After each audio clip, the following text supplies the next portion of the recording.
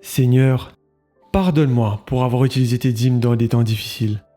Mais si tu m'aides à les rembourser, je te promets de ne plus utiliser tes ressources pour mes intérêts propres, même si je meurs. » Pavel était un étudiant marié dans la Roumanie communiste de l'époque.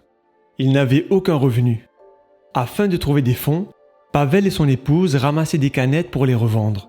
Mais l'argent obtenu par ses efforts couvrait à peine les dépenses pour le lait de leur fils.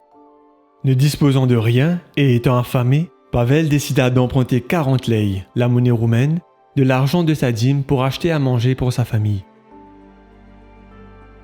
Il prit l'argent, projetant de le rendre aussitôt que possible, pensant que Dieu comprendrait.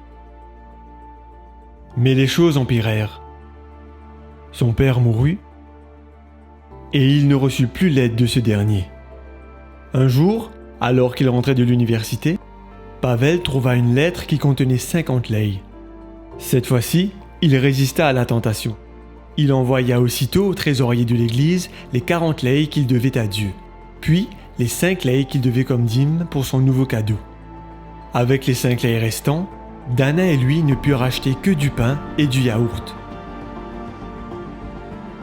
Quelques jours plus tard, un vieil homme âgé de 90 ans, membre d'église, lui demanda « Tu n'as pas l'air d'aller bien, que se passe-t-il ? Pourquoi ne prends-tu pas le bus au lieu de marcher ?»